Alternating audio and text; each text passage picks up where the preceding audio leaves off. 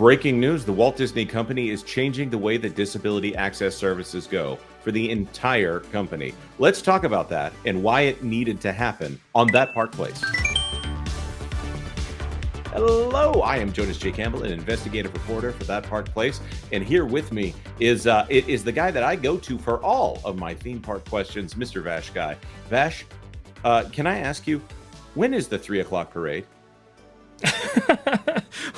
Well, that depends on what you're asking, because you could be asking what time it is. But if you're looking for the parade themed at 3 o'clock, currently right now it's not showing. That's the old joke right there. So the Walt Disney Company has finally updated their disability access service. This is something that we've dropped hints at this needing to be changed on the channel. Maybe we made those videos because we knew there was a change coming and we were trying to illustrate what the problem was here. But we want to make sure we point out that WWNT was the first one to officially go out and, put their neck out there and say that there's a rumored change coming. And it's going to resemble what was going on at Universal Studios and, of course, over there at SeaWorld, the disability access service that they had at that park. Vash, you have the knowledge. Take us away.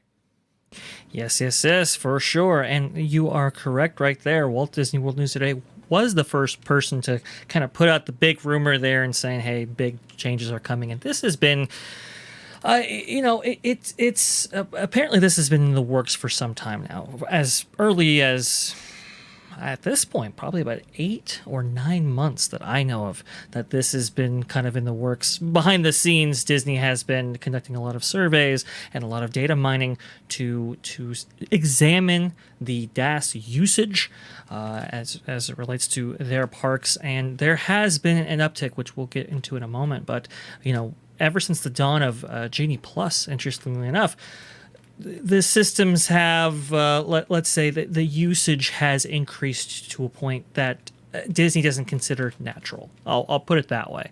And so I'm not saying that anybody is abusing anything. I'm just saying that usage has gone up. And with a product like Genie Plus that offers a lot of those features, obviously behind a paywall, they want to get them more in line, per se, because they know that they're leaving revenue on the table without that.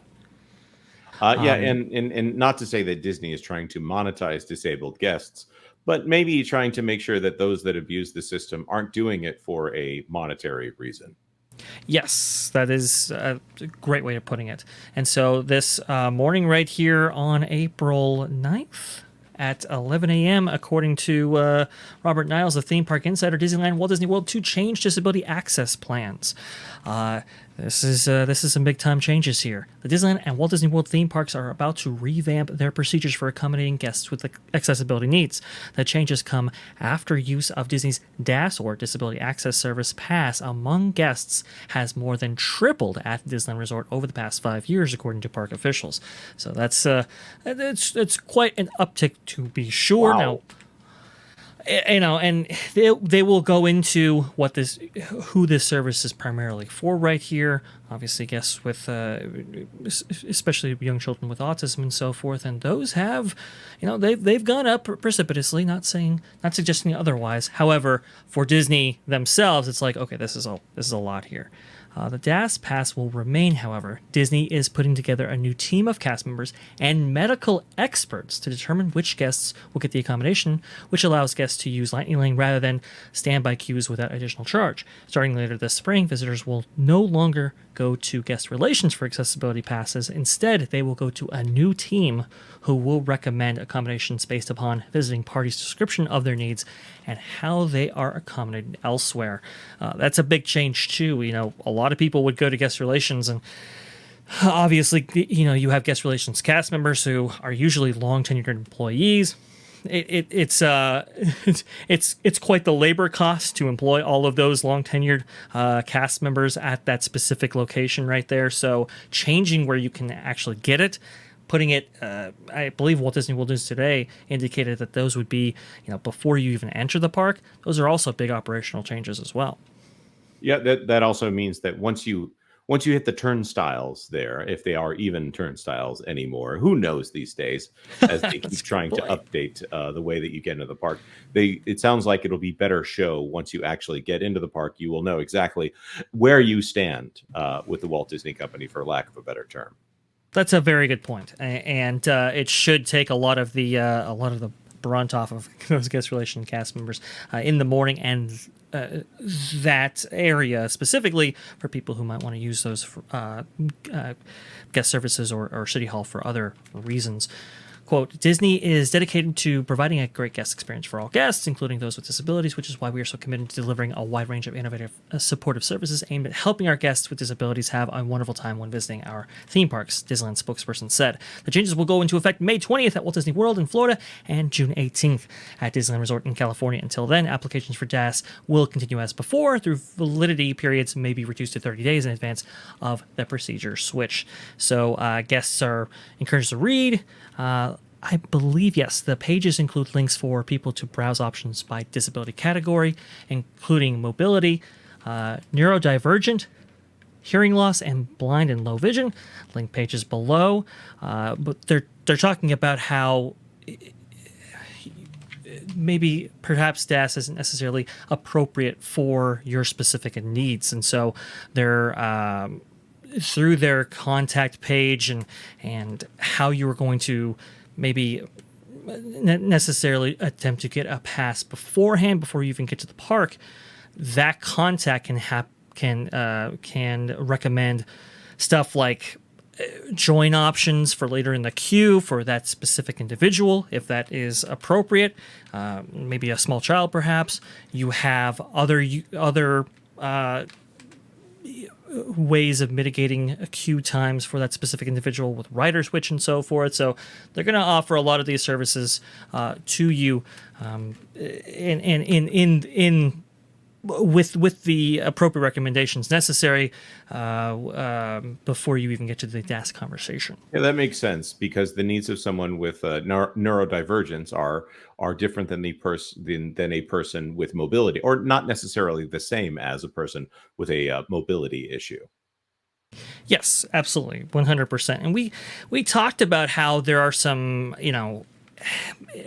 there are restrictions on what cast members could ask and so forth during their questioning of that specific guest or participant right there.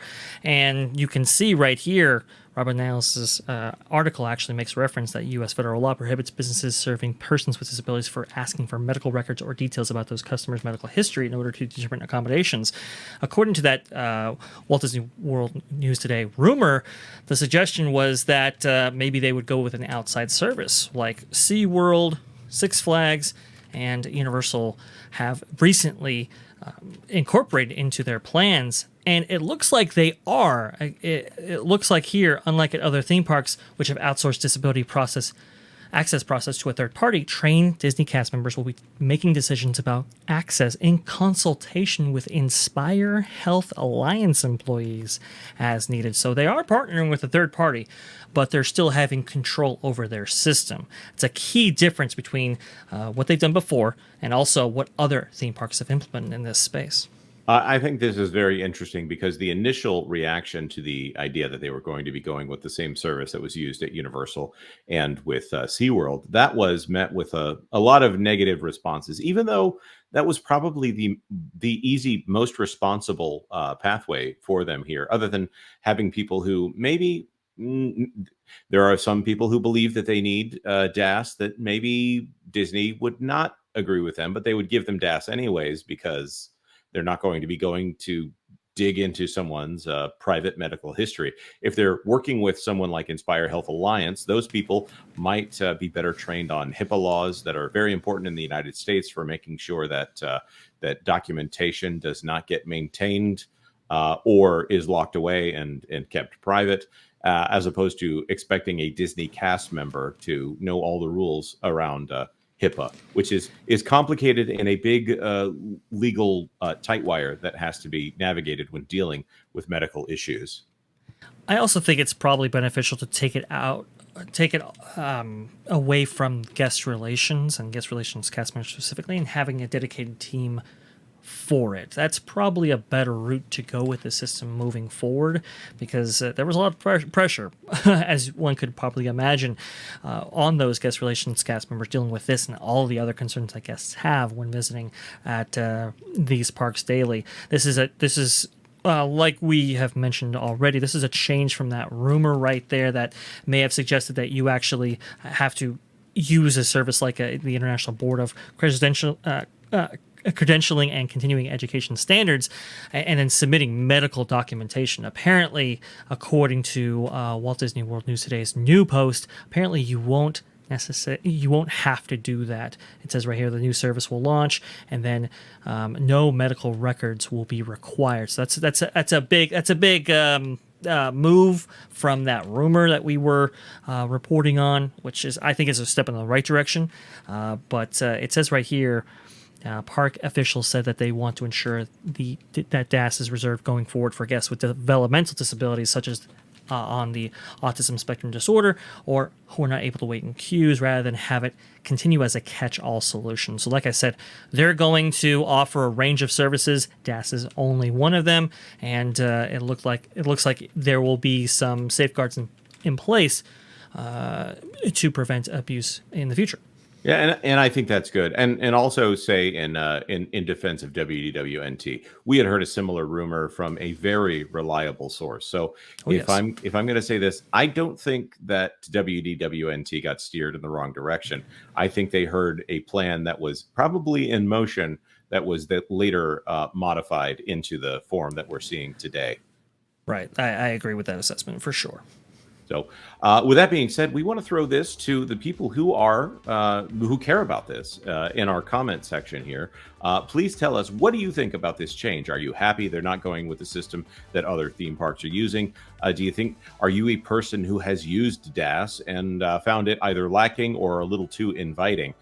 Let us know in the comment section down below. Of course, like this video if you like this video, and consider subscribing to That Park Plays for all the news that should be fun. Thanks for watching That Park Plays News. For more information, consider checking out www.thatparkplace.com. And don't forget to subscribe, share, like, and send this out on your favorite social media accounts.